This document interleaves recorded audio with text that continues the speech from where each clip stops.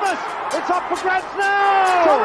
Magic ball from Bergkamp to Patrick Vieira! Oh, would you believe it? Oh, right, what a way to get it! Fabulous solo goal by Thierry Henry.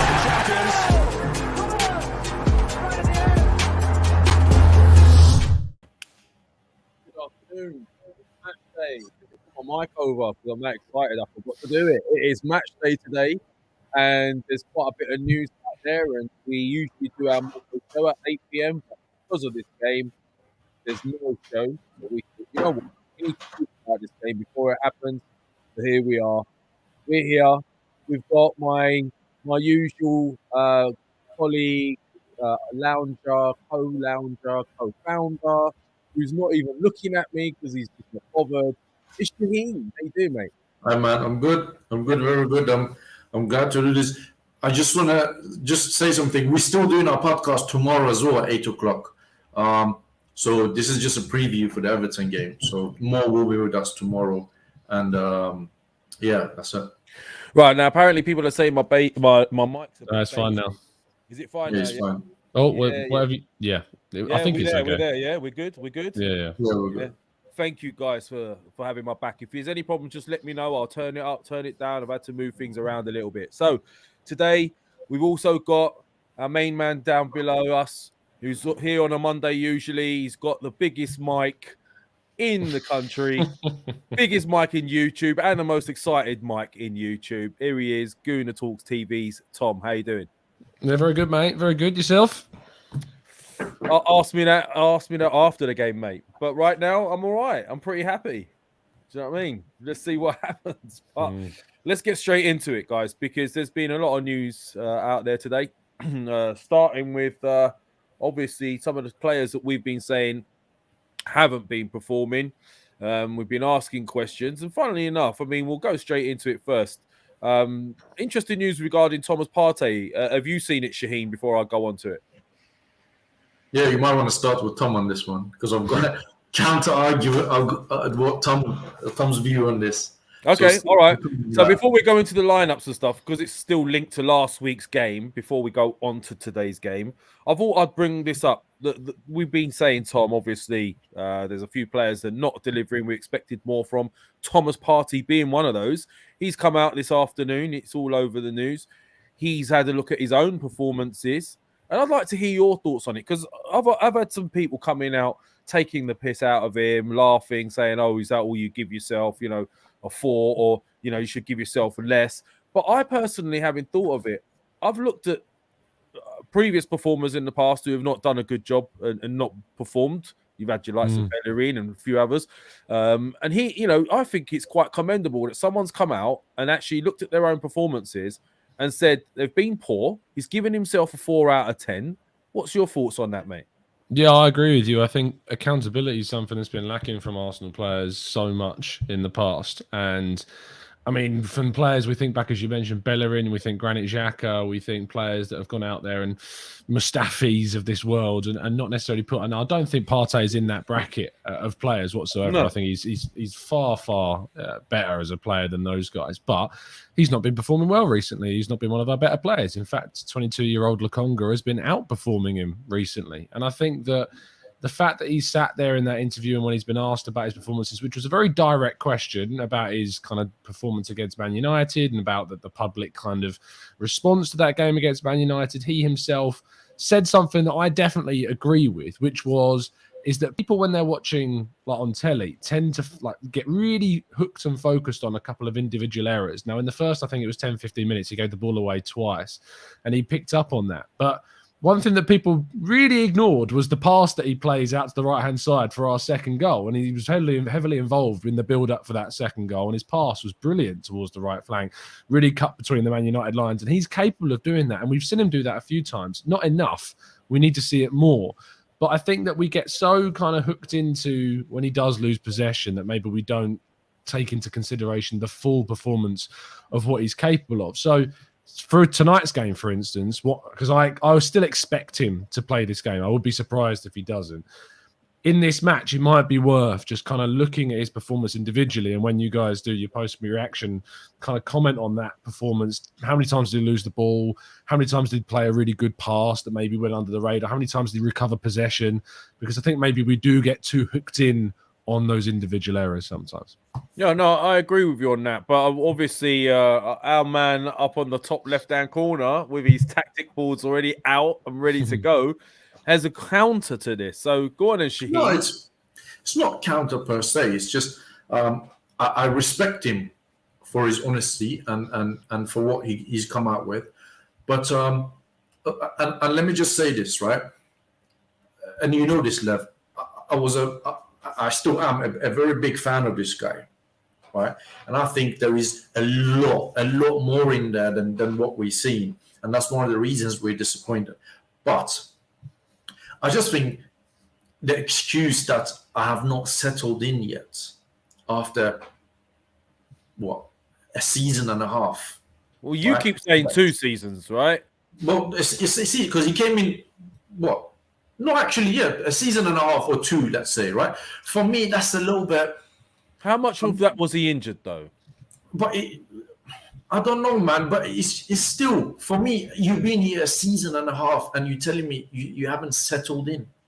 That is alarming to me. And I'm thinking, well, how much time do you need? Because my man is on a 4-year contract, so he's almost going to be half of his contract gone, and he's telling us he's not settled in. I like Thomas Partey quite a lot, right?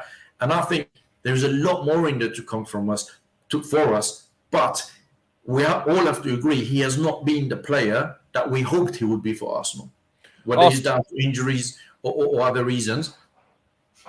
Okay, all right. Listen, I'm hearing what you're saying, and I'm trying to be the balanced voice here, right? And Arsenal Manic, just so you know, we're talking about Thomas Partey if you just got here a bit late.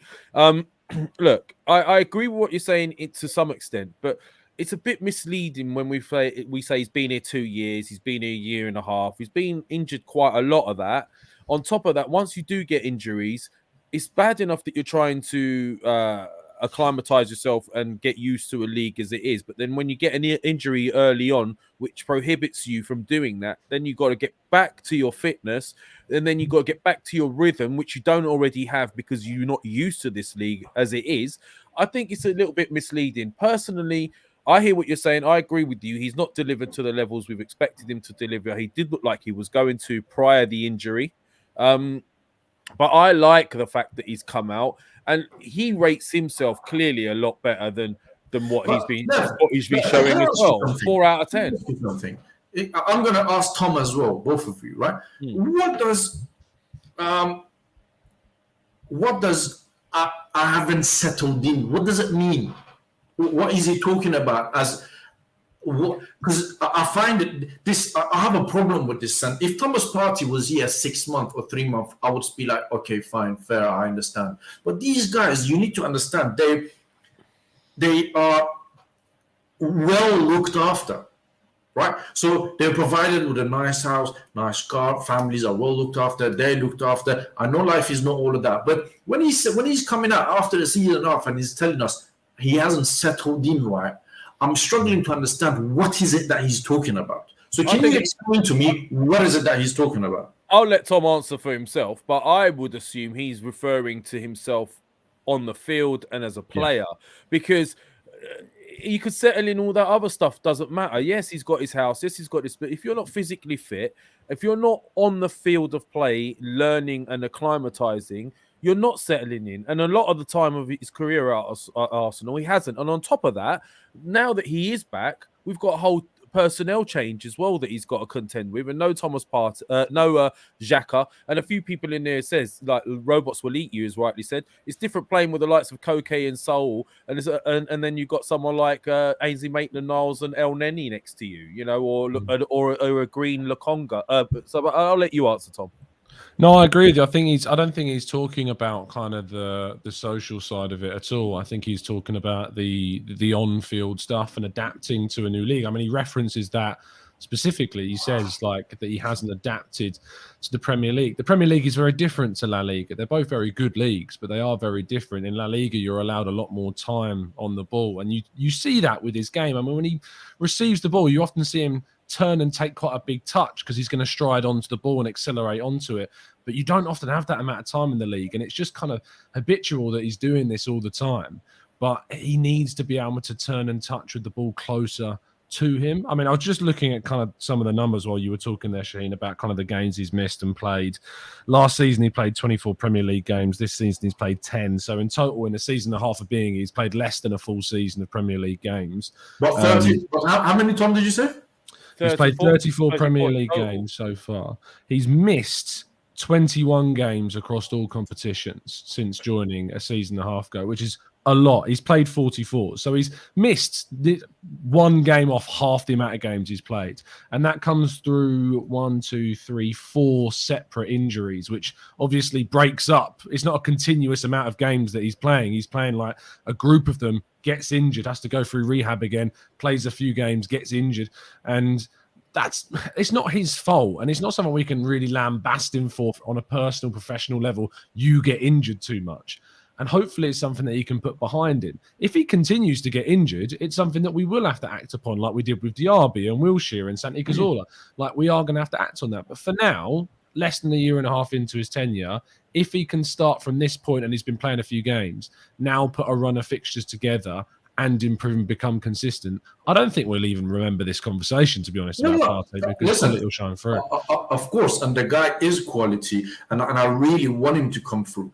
But just think, man, you having played 34 games, been in this country for a year and a half, the idea that I haven't settled in is just an excuse, right? So you don't think 34 games? You think he should be acclimatized by now? I think he should be settled in by now. Even if those 34 games weren't consistent straight runner games, they were he's had enough run of straight games to not use this "I haven't settled in" as an excuse. Now, I worry about his injury record. I do. I must admit, if he does get injured a couple of more times and it's starting to affect us, we might have to look to move him on. As much as I like the guy and I like how he plays, but for me, 34 games, been here a year and a half, it's not. I haven't settled in. It doesn't sit well with me. I wouldn't look to move him on at all, Shaheen. I'm going to be honest with you. Like, I don't think we've seen he's even touched the size of how good he is. He's not even come close to it. I do think it's injury related. And there's about 3 or 4 midfielders I would let go way before Thomas Partey. And I would. Would you sell an always injured Thomas Partey and have another replacement? He's always going to be injured. His injury record does not. I'm just saying. Remember, I said if he becomes injured often again. Right? Because there's no point having a Thomas Partey type player, which is quality. I agree with you. If he was always injured, then what is the point? But I think it's unfair to label him injury prone. I haven't done that yet. Yeah. I think if we get a run of games from him for the rest of the season without any injuries, we'll start to see better performances from him. But I do think it's crucial that we have the right partnerships next to him. I mean, I'm going to bring this up. Somebody's put in here, Captain Uncle. Roy Keane played with Nicky Butt, though.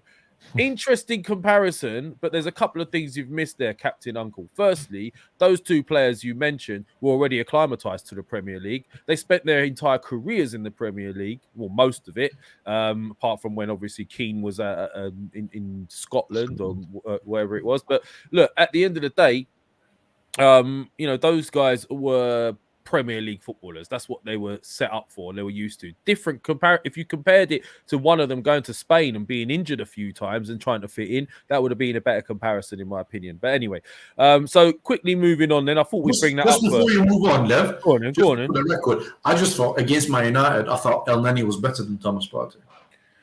Yeah, I don't think that was debate. I don't think that's up for debate. Really. Yeah, that's a different debate. And obviously, I think when you're a defensive midfielder, obviously, I think someone had mentioned he had the second most interceptions, El Neni, in the game. That is his job. That is his position. That's what he's supposed to do. Where do you stand on what I said? That if he's becoming injured too often, you look to move him on. I mean, I know you've got a smile on your face, but he's 28 now. He'll be 29 in June because you're 28 until you become 29. Don't forget. And he's a player that I don't think we would sell, even with the injury issues, because I think he's a player with the age profile he's at now that you're not going to get a lot of money. He doesn't have much sell-on value, does Partey now. Like, we bought him at his peak. You're never going to get the money back we paid for him. So I think what we would do is we would just gradually sign midfielders. He would be there and become kind of, rotational. He would be depth. When he's fit, he plays. When he's not, we'd have enough quality to deal without him. So I don't think we would end up selling him even if his injury issues persisted because of the age profile of him, to be honest. And you agree with me that we haven't seen the best of him?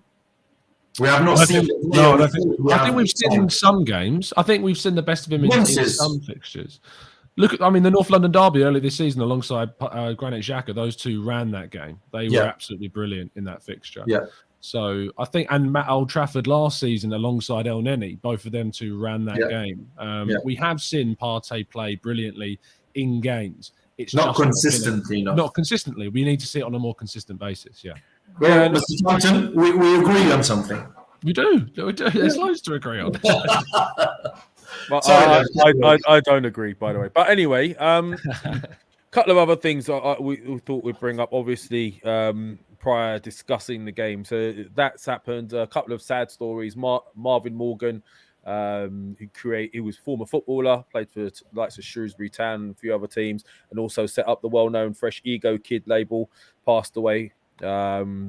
Sad, really. 38 years of age, very young. And also Ian Wright.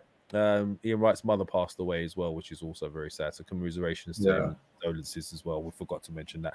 But moving forward to the footballing side, so a couple of other bits of stories have been coming out. Firstly, obviously, we've got this game today. It's a huge game.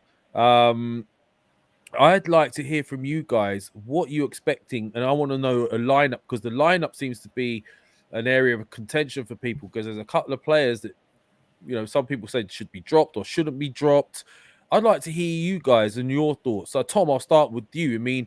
What are you expecting to see from today's lineup, firstly? What I'm expecting and what I want are going to be two very different things. I think I have a feeling Aubameyang will start still tonight. You think that was one area, yeah. I still think he will. I feel like Arteta looks at him very much as kind of the captain leader and the player that he feels like he has to play into form, because he knows that when you've got an inform Aubameyang, he's a consistent goal scorer. But I'm just not sure if that is the case anymore with Aubameyang. I'm not sure if this is just a patch out of form. I feel like this is maybe where we're kind of at with Aubameyang. I think this maybe is kind of where he's. So you would drop him today, would you? Mate, I'd start Balogun. I would absolutely start Balogun. I would absolutely. There's stories about him in the news today that he's going to be sent out on loan in January. It's not based on the news. It's just I would personally start Balogun. No, I know. Yeah. I would absolutely start. Ahead of Lacazette as well. Ahead of Lacazette, ahead of Nketiah. Wow. Balogun is on absolute fire, and I know it's a different situation. He's playing in the youth league, but he went into the England under-21 setup and scored on his first start during this period as well. This kid is playing out of his mind, and whoever gets him on loan, and there's a lot, there is very clearly a lot. We're talking double figures worth of clubs that are inquiring about Balogun at the moment. Yeah, I wouldn't be surprised. But I don't think that. I think Lacazette, if there is, if it's not Aubameyang, it will be obviously Lacazette. I don't think Martinelli will suddenly be in the team. Smith Rowe could be out today, which is going to be. You think he'll drop Martinelli after his last two performances? No, I think he'll shift him out wide instead of playing him as a central striker. I think that Smith Rowe is going to be out. I don't think Smith Rowe is going to start. He might make the bench. Right, he's injured. Yeah, so his fitness. He was brought off against Man United because of a fitness issue. So they were still waiting for a late fitness test yesterday. So. It depends on whether or not he's fit, but I think it'll probably be. If my prediction would be Ramsdale, Tomiyasu, White, Gabriel, Tierney, I think probably will come back in for this game. Partey and Lokonga, Odegaard, Martinelli on the left, Saka on the right, and Aubameyang up top would be my prediction. See, now I'm hoping ESR is fit because personally, I would play Laka up top. I think it's a bit too soon to just throw Balogun back in there. I think it's unfair on Balogun because we gave him one game against a very difficult opener against Brentford. Didn't perform. He's been dropped since. He's been back in the under-23, scoring for fun. Isn't it a lot of pressure to put on him now that we're not scoring? We need this. We are scoring, but we're not like up front. We're not firing on all cylinders. Is it again asking him too much too soon and potentially sort of setting him up to fail in a way? But I would go Laka up top. I would go Martinelli on the left. I would put ESR in the 10 behind Laka, and I'd go Saka out on the other wing with Lokonga, Partey, Tierney, Gabs, White, Tommy, and Ramsdale. But I'd want ESR in the 10, and I'd drop Odegaard, to be honest with you. Fair. Shaheen. Yeah. Your thoughts? And let us know in your chats as well what you would... I'm listening to you. Listen. I think Aubameyang should get dropped. Right? Because, see, this is a problem Arteta has, right? He's been ruthless to some players before who have not performed for one game. For example, Pepe. Right? But... He's not as ruthless to other players who is not been performing. For example, Aubameyang.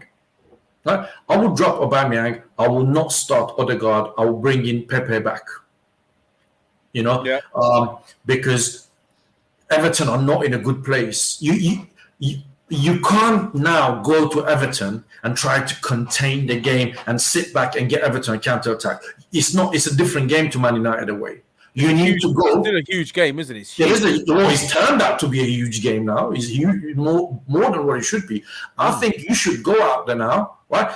From the word go, put Everton on pressure, try to score the first goal. If we go there and score the first goal, it's a different game, right? Now, in order to get that, I wouldn't bring Balogun in. I hear what Tom is saying, but I just think if he brings Balogun in and we end up losing or drawing, everyone's going to be on his case. That why would you bring Balogun in now and this and that? So I think if I was him, I'll play Lacazette up front.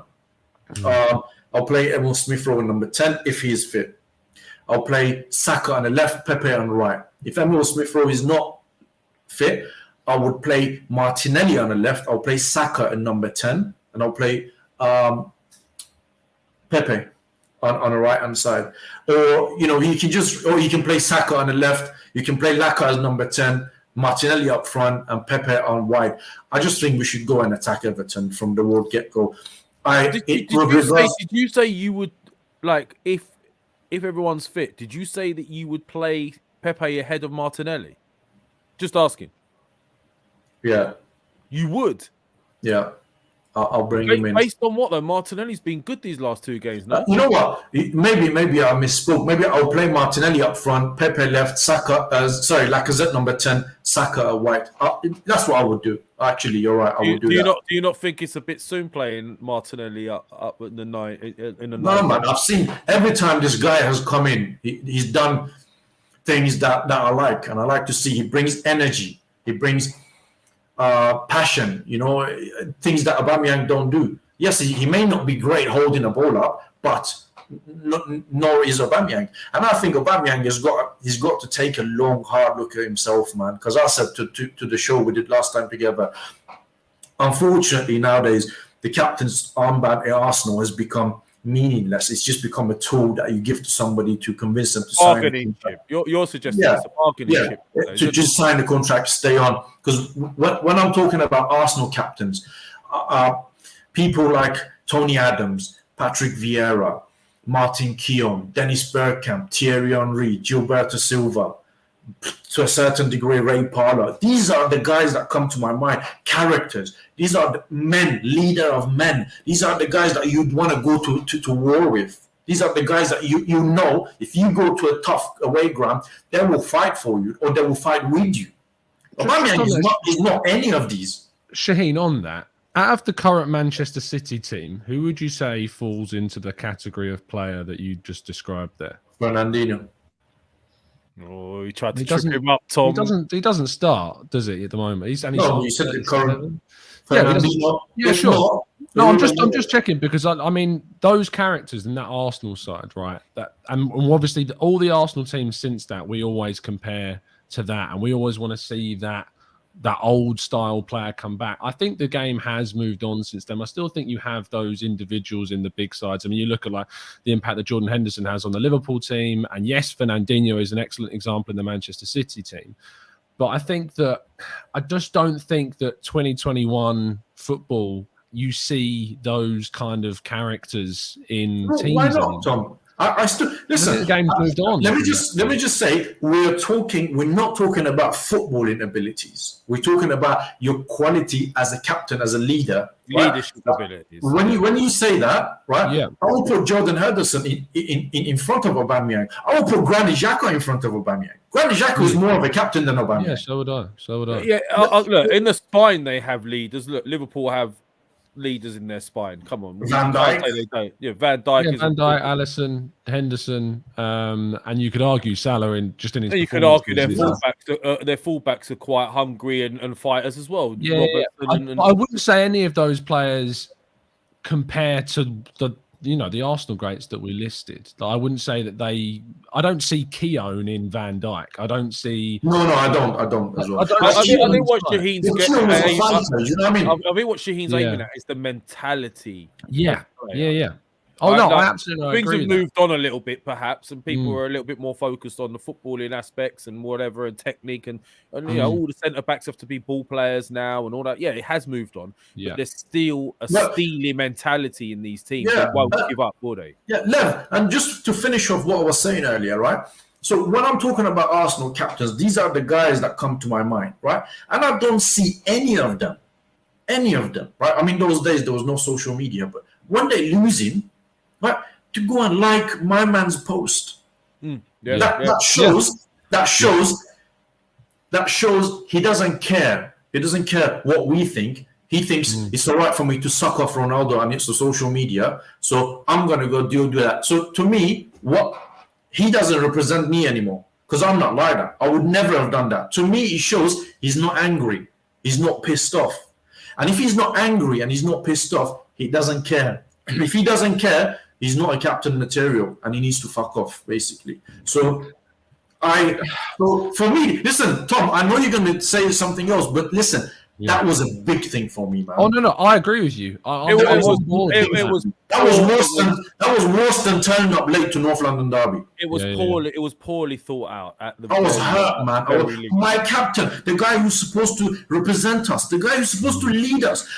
Tom, when was the last time you saw Aubameyang have a bit of a tiff with somebody on the pitch? I don't think ever. When have you seen Aubameyang having a go with having an argument with the referee, or a proper bust up with another player to back up one of his own players? He's not a leader. Like he's not a leader he's not a leader in the sense of like what we think of. He's like, as I said, Mohamed Salah. Not that they're comparable in terms of quality, but like if you think back to Aubameyang during that FA Cup final run, he kind of led by example, and that's what kind of Salah does for Liverpool. So I think that, and it's interesting what people kind of. And I was just discussing in the chat because I think I'll give them the credit for the comment. It was Charles NK says Guendouzi has that spirit, and I disagree. I disagree because I remember watching that 89 documentary, and if you haven't as an Arsenal fan, what you're doing, go and watch it. It's brilliant. But Tony Adams, who is obviously, I think we can all agree, is probably our best captain we've ever had as Arsenal fans. He talks about like George Graham as the manager and whatever. And one of the lines he says during that documentary is, look, whatever George said goes. And he's got to instill whatever the manager wants in the team because he's his first in command. Guendouzi does not encapsulate a leader. Guendouzi was rebellious. Guendouzi, got into scraps, got into fights, would show his fingers up to the Watford fans and all that. But he's not a leader. He doesn't encapsulate the characteristics of a player I want in my team to be a captain. The captain is someone that has, as Tony Adams says himself, has to get all the team singing from the same hymn sheet and getting on board with what the manager wants. I agree with you, Tom. I agree. I think Guendouzi has bite in him and he's got passion. But it's just wrong direct. It's directed in the complete wrong way. Probably. Look, it's quite interesting what people are saying in this. Some are calling him a brat. Some are saying he has the fighting spirit we lack. There's a big difference between being a brat and having fighting spirit that's channeled in the right way that leads the rest of the team, I think, is where we're going with this. You're right, some of the guys in the chat. You don't have to be a fighter. All captains don't have to be fighters, but you have to. What's the word I'm looking for? You have to raise the rest of the team and galvanize and inspire the rest of the team by the way you either act or the way you lead and by example. And we don't have that at the moment. Sam Trezedear, $5. Thank you so much for your support, bro. If Xhaka got the captaincy, straight red for the armband incident, then surely Uber is on at least 2 yellows now. Well, fair enough. Look, let's be straight. Aubameyang never asked for the armband, did he? Yeah. Let me put something to you and Tom. I'm sure you're going to agree with me, right? But just imagine, right, if Granit Xhaka did that. If Granit Xhaka liked Ronaldo's post, the fan base would have lost their nut. He's done worse. If you ask. Listen, what Aubameyang has done for me in my book, right? He's not far off of what Granit Xhaka did. The thing about Granit Xhaka is, and look, what he did was wrong, and I'm not going to sit here and try and excuse what he did. But there is a lot. When that happened, his, at the time, I think, unborn baby and his partner was getting swathes of online abuse every single day, every single hour. Aubameyang has definitely experienced abuse in his time, right, at Arsenal. I think we can all say that. But for very different reasons, though. Yeah, for very different reasons.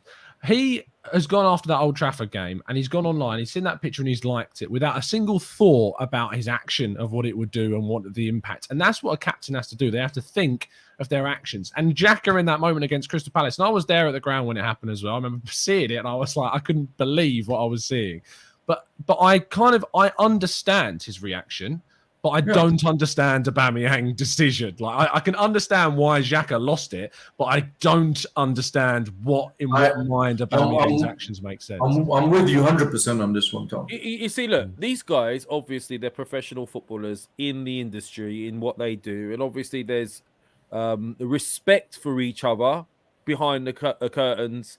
For footballers, there's respect. I mean, Ronaldo's highly, highly respected as a footballer by all the rest of the footballers. So maybe from his perspective, he saw that tweet and he thought, "Oh yeah, it's fair play." Blah blah blah. You're not thinking of the fans. You're not thinking in the environment. You're not thinking of the club that you play for. You're not thinking about the knock-on effects. It's just purely selfish. I hear that, Lev. But I would have thought that maybe he would have come off the pitch. One, being angry he's lost. Two, be angry with the performance he has put in, and he was sold off. Yeah. Right? Not that you come off and you go on social media and you like my man's post. That's exactly the thing I wouldn't have thought he would do. I wouldn't have done that. I played in football games where I've come off the pitch, right? And I didn't want to speak to anybody. I didn't even want to fucking answer my phone, nothing. Because I was pissed off. Either we lost or, I played bad or whatever it is. But as I said to you, for me, that was a big deal. That was big deal. It's thoughtless. Yeah, it was. Listen, I'll just round it up for me. Yeah? He shows he doesn't care. He's just there to collect the wage and move on. And this armband and his arm means nothing. Well, let's move it forward because there's an actual game on here, right? And let's try and get a bit more heated up and positive, and maybe he'll get his chance to make amends. Who knows? But look. We're talking about Arteta at the moment. He's under a bit of pressure. It could change very quickly for Arteta. A couple of more games lost in a row, and suddenly we're back to where he was before. Along with that, you've got similar sort of pressures worse pressures, in fact, for the likes of Rafa Benitez at the moment, because let's be honest, he's got a thankless task. A couple of interesting stats here, Tom. I know you love a stat. Benitez as Arsenal are the biggest bogey team for Benitez wherever he's been. So basically, no team has scored more goals against Benitez than Arsenal at Liverpool, Chelsea, and Newcastle. Right? So in 26 matches, he has shipped 44 goals against the Arsenal. Right? On top of that, Everton's record, out of 58 games, they've only beaten Arsenal 10 times. Arsenal won 34 of those. So the stats and figures are in our favour, but we do love giving people opportunities to set the record straight with us. So, look, Benitez hasn't got the best form. Everton hasn't got the best form, against us, and they haven't got the best team right now. And the irony is, as well, in the news as well, Dominic Calvert-Lewin is everywhere as well, being linked with us. What are you expecting to see from today's game, starting with Tom? And what sort, do you think that Rafa could turn it around, or do you think these days are numbered? Everton are bad. Just Very. Flatly, Everton are bad. This is how we're going to lose, Tom. I watched. Yeah, I know. I know. I'm just speaking from I what know. I see. I know. And every time someone says that, I know. And what I see is that Everton are bad. That's the only thing I can really say. I watched the Liverpool game, and I thought we were carved open by Liverpool, but Everton were utterly destroyed. Like they were not in the game for me at all. Their goal was just like this little flash in the pan during the game, but they were carved open so many times by Liverpool. And obviously they don't have Calvert-Lewin tonight, which is their main focal point. They'll have Richarlison, who, he's got a little bit of Guendouzi about him, does Richarlison. He just loses it sometimes. Yeah. And if we can and also there's the added kind of narrative tonight that in the 27th minute, there's supposed to be a walkout by the Everton fan base because they're protesting 27 years without a trophy. So they're meant to be walking out. Well, a lot of them will. So it's even more important to get an early goal, because if we can get an early goal before that 27th minute, it might encourage even more of them. Yeah. So, I don't know if it's a walkout where they walk out and then come back in, because I always find that a little bit, toothless. Like, yeah. If you're walking out, why are you coming back in? Exactly. So if you walk out, they've got to go. But if we can get an early goal, we can turn the crowd very quickly. So that's in our favour. But yeah, look, I'm expecting a response. Like we saw a response against Newcastle after Liverpool trouncing. We've got to see another response today. We're told week after week, and we do see some evidence of it. This team are very much behind Arteta, and they are wanting to put into place what he wants. So hopefully, what we'll see is come out the traps in the first whistle and absolutely smash it. Super chat in from AFC Max. Is that Australian? What dollars is that? Is that Australian? That's Australian dollar. Yeah. That's Australian. Well, he's got Matt Ryan as his picture, so that would make sense. No, yeah. All right, big time. Big up, Tom. Arsenal Lounge panel. Everton is a must-win. No excuses. Arsenal. I just had a look at the table. We need to win more than 3 goals to reclaim 5th. Also, listening to Tom is making me smarter. Tom, is that not you doing a super chat under a different name? I don't have $10, mate. Mate, not even you didn't say that. Right, okay. Tom is getting what's happening? Tom is sending himself his own super chats in. Sam Trezeguet, $5 again. Thank you, bro. Rumor has it the legend that is Tom Canton does not sleep on a bed. He sleeps on a stat pad. I know it doesn't work, but at least C for effort. Don't know how his missus would feel about sleeping on a stat pad. Anyway, thanks for those super chats, guys. Right, so look, as Tom rightly said, he wants to see a reaction from the poor performance. I mean, we say it was poor. Was it that poor against Man United? And what are you expecting to see today, Shaheen? Because I know if there's anyone going to be pessimistic and negative, I can always count on you. Listen, hit me. I said before my United game, I got a lot of stick for it. I said we will lose. And I said, I don't expect us to win. And it's quite different tonight. I expect us to win. And I think we should win. We should go there and win. If we go to Everton now, right, with the way they are, and can't win, then what is it what else does Arteta need? A team that is way off form, not performing well at all, and we go there and we lose or we get a draw. It's not acceptable. He needs to go there. He needs to get a win. I expect a win, and I think we should get a win. I'll drop Odegaard for sure, and I'll bring Lacazette back in because I think we need a better physicality up front. And I came across the stat, and I want to credit the person for it, but I can't remember if he was Lee Gunner or if he was James from AFTV. Wait, those are two very different characters. Yeah, I don't know which one it was. I don't know, but there was a. It's easy to confuse those two. I can see how you would have done. No, that. I don't know. It was a stat from Odegaard's game performance against Man United, and the number of passes that he gave was a James. And it showed that he gave 0 passes to Aubameyang. And this is the guy who's supposed to fucking feed him. It's Is there not an argument to say that maybe the movement from Aubameyang is not opening up those passing lanes for Odegaard? I think there is a genuine argument there. Or he just doesn't Yes, like it. and I accept that, Tom, that there is, but not even one. Anyway, for me, as you know my thoughts on Odegaard, I'll drop him. I'll bring in Lacazette. I think Lacazette brings some physicality and a bit of bite. I'll play Martinelli up front because he will hassle defenders and he will rush them, something Aubameyang don't do. And I'll put Pepe on right, Xhaka on left, and I'll just attack Everton. I'd rather lose attacking than, Do you think Odegaard's done that thing, that classic thing you used to have at school where there was that one player that was rubbish and you just wouldn't pass to him because you knew he was terrible? Do you think he's seen his finishing and he's just gone, I'm not giving it to him? I don't think so, man. I don't think so. You don't even get picked on. Listen, you know what I don't understand is I don't understand what Odegaard has done to warrant him a starting place and what did Lacazette do wrong. I disagree because Odegaard against Man United scored and should have had an assist when he passed that ball through to Martinelli. That's a good counter. He did score. He equalised. And he set up Martinelli for a great chance in the box as well that he really dragged with his left foot, and he should have done better at that chance. And there's people in the chats calling him He shit. did, Tom.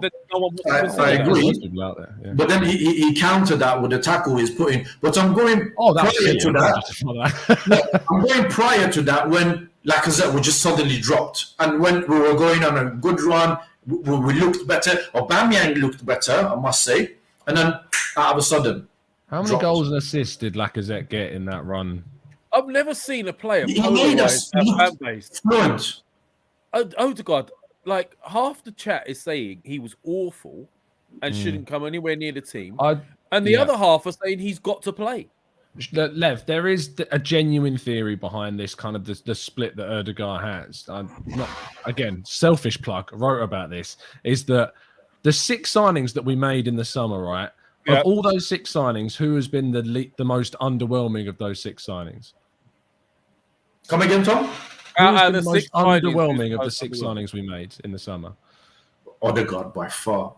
Yeah. So Odegaard is the most underwhelming of those 6. I wouldn't say that he's been underwhelming in the sense that he's been bad. I just think that when you compare him to those 6, Lokonga, Tavares, Ramsdale, White, and Tomiyasu have been so much better and just have been probably some of our, if not, those 5 have been our best performers alongside Smith Rowe and Saka, that you would say that he's kind of been outshone so much. And because Arteta, and there's kind of obviously we know that Arteta himself divides the fan base so drastically, those 5 signings can't be used as a stick to beat the manager with.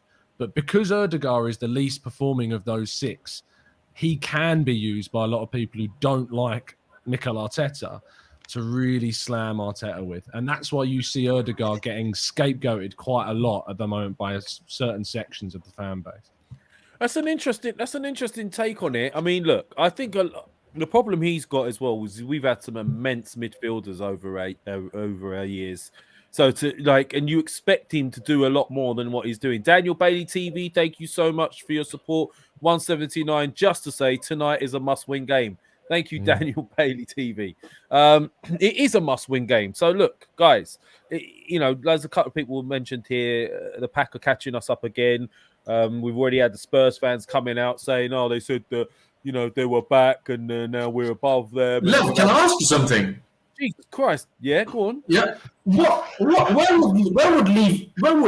would a loss leave Mikel Arteta tonight? Or a bad draw?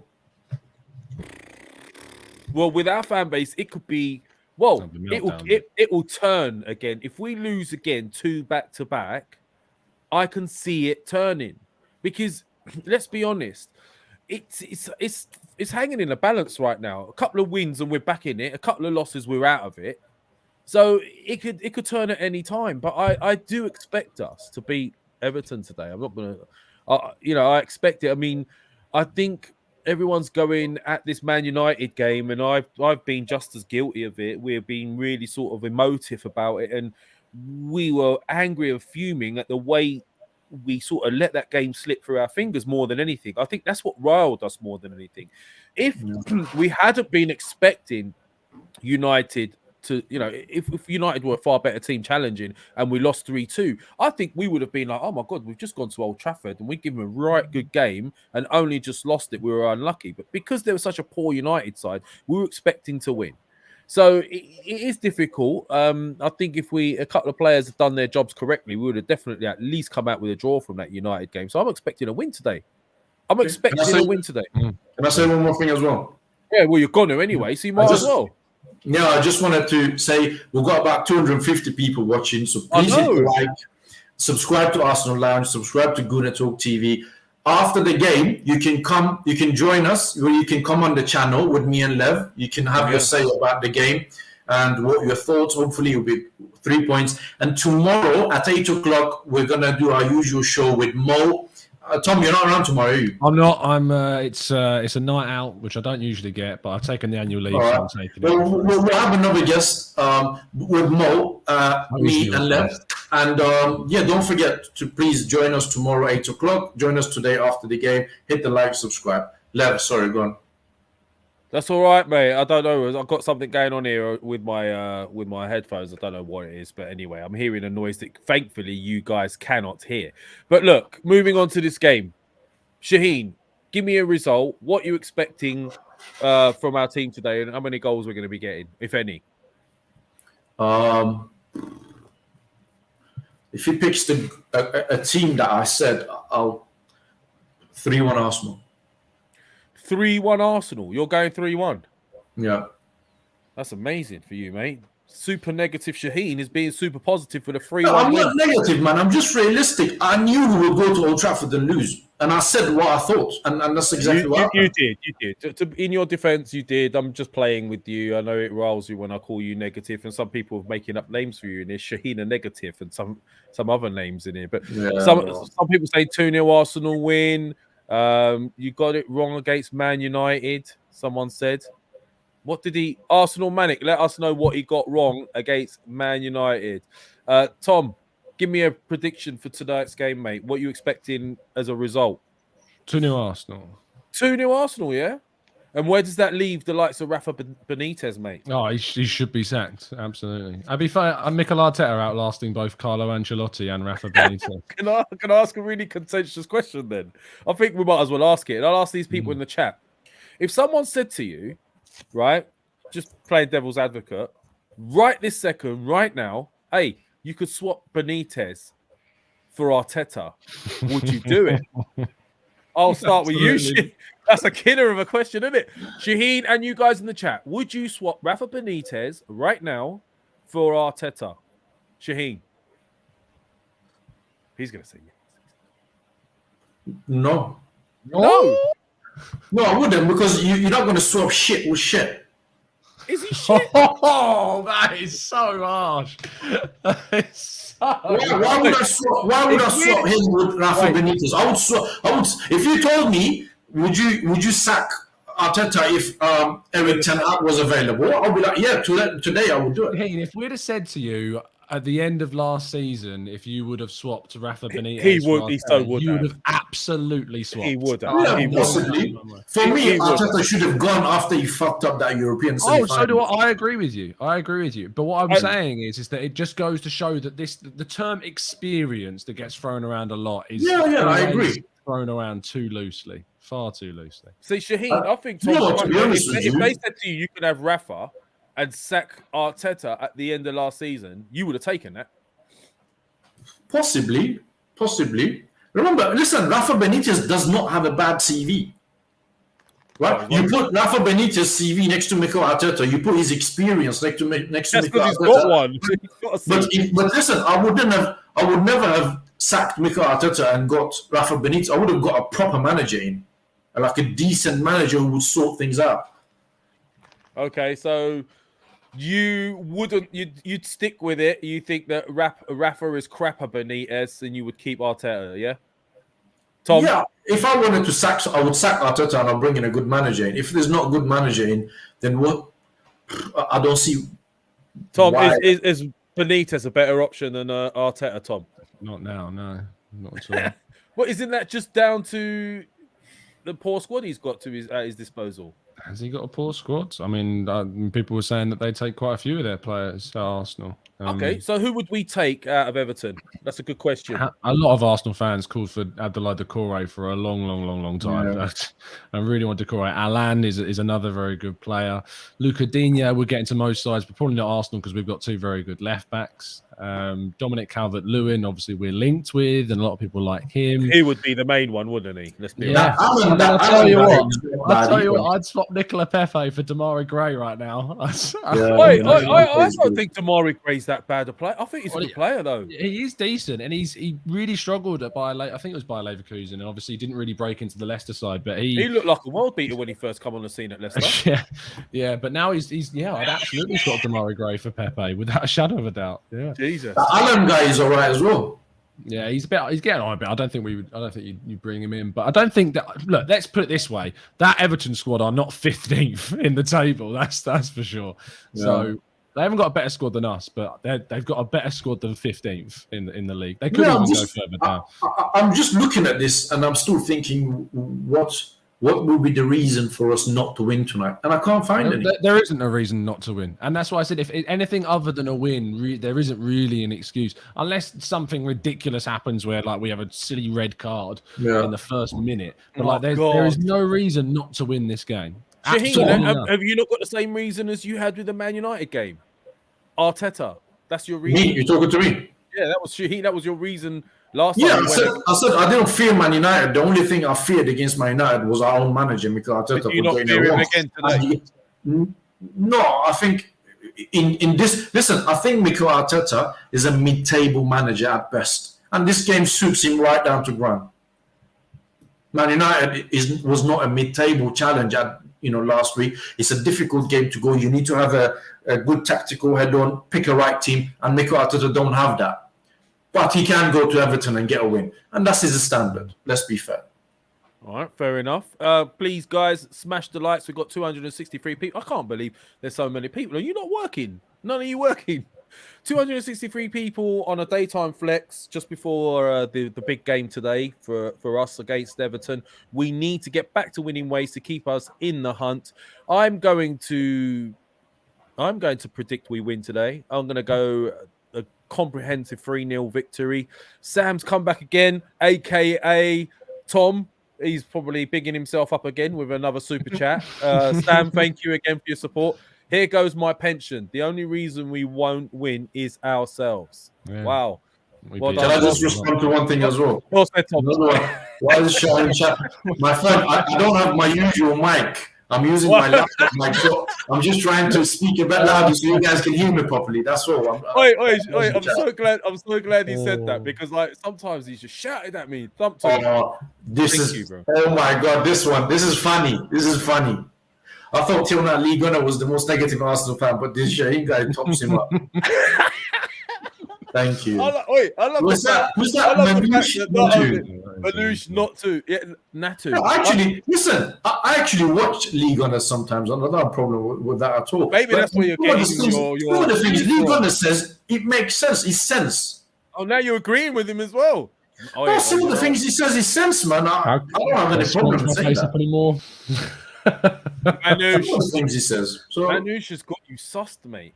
That's what I love. The fact that he's actually said, and he actually said he thought Lee Gunner was the most negative, but then he said, but this Shaheen guy, like just Shaheen guy, wherever he's come from, he's worse.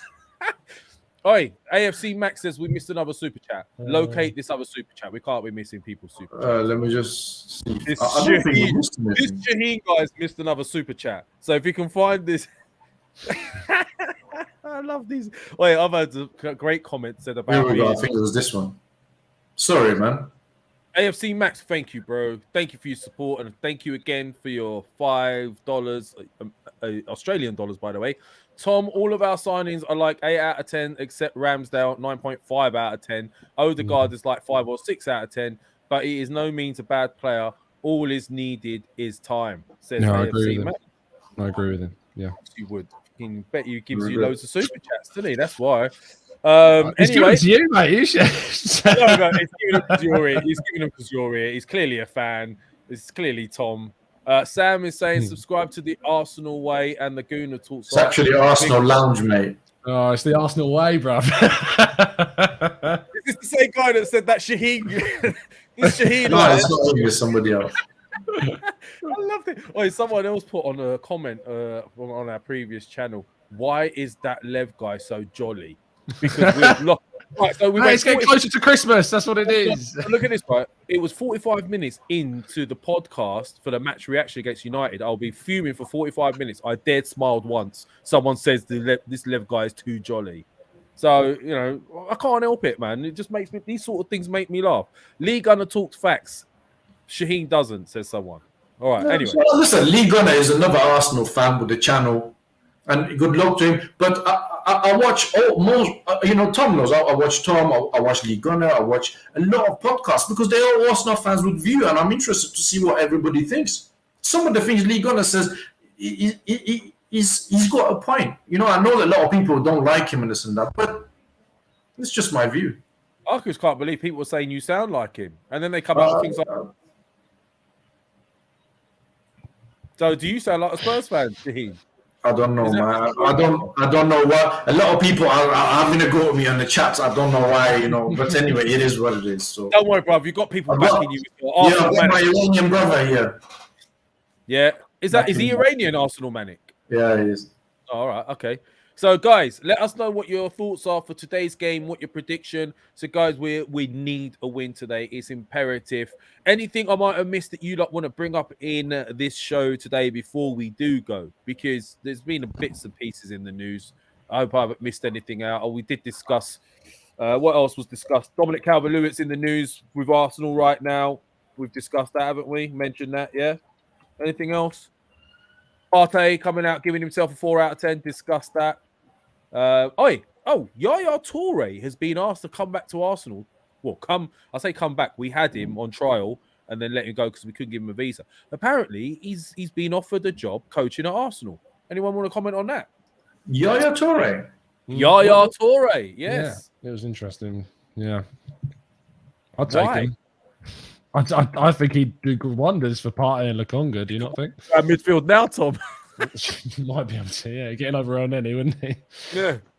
No, so that's another one that's been discussed. Anything, if you guys in the chat want us to discuss anything before we go, it's coming up to the hour mark. Shaheen, do you want to finish up with anything?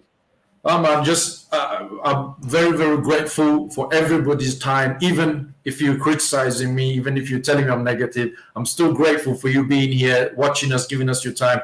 Thank you. Please subscribe. And please hit the like button and subscribe, obviously, to Tom Goonertalk TV as well. Hopefully, we'll win tonight. Don't forget to join us tonight after the game. You can come on the channel live and put the link in the comments. You can speak to me and Lev, share your thoughts with us. And tomorrow at 8 o'clock, we're going to have Mo and hopefully another guest to talk about the results that we're going to have today. All right, so we got match reaction straight after the game today. That could be lively depending on today's results. So be there. Last one was pretty lively. There was a lot of contentious opinions, but everyone was really, really respectful, which is good. Tom, anything you want to add? Any shows you got coming up you want to plug? I know you love a plug, mate. Sure thing, man. Yeah, 8 a.m. every single day. We do a show. I also did put a tweet out the other day, and Shaheen, you may fit into this category, so you might be interested in this. But you may have seen this tweet. I put a tweet out saying, because I'm genuinely interested from the fan base of people who are like virulently Arteta out right now, like genuinely would sack him today. And I was opening up the floor to a phone-in show. Yeah, I saw that. Yeah. And do you know how many responses we've got? 0. Not a single person would like to come on. You need to bring Shaheen on to that show. You didn't tell me though, Tom. Well, to be fair, I know that a lot of my followers do obviously follow me because of my opinions. So it's a big chance that there won't be so many Arteta out. You could have. I wouldn't sack him. Listen, I wouldn't sack him today. I don't. I'm not. For me to say I don't like Mikel Arteta, I don't have anything personally against him. I just think he's not good enough to manage Arsenal, and he's not good enough to take Arsenal to next stage. I think with the squad that he has, he should be doing a lot better. You see that, Tom? You could have proper stitched him up and had him on your show, and all your guys would have gone at him. and he would have been like To be meat fair, for a piranha. that's not what the community are about, to be honest. And I think you see that in I think you see that in your own chat box when the TGT gang are jumping in there. Just respectful. That's all they are. And they give you super chats. That's all they do. Is they drop it here and they give you super chats. That's what they do. I'll tell you what, mate. All right, look, TGT crew, thank you so much for your support. Yeah, nice. we do get Tom on here for our sins, so we do have to put up with him. So that at least gives us a modicum of sort of recuperance, should we say? Push Shaheen and Lev's schedule back. We're going to February. No, February's probably too early. March. We'll go for March. What, coming on your show in March? Yeah. We're coming on. I had you down for a couple of weeks' time, but I've just had to. Something's come up. I'm really sorry, guys. Yeah, it's your mic.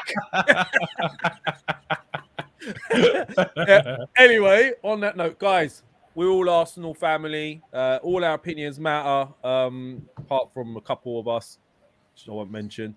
But all our opinions matter. They're just as important as everybody else's, and that's what we're here for. Join us after the game. Hopefully, it's a positive one. If it's not, it's going to be heated. Join us after the game on the Match Reaction Show. Keep an eye out for notifications. Join us tomorrow. We've got Mo.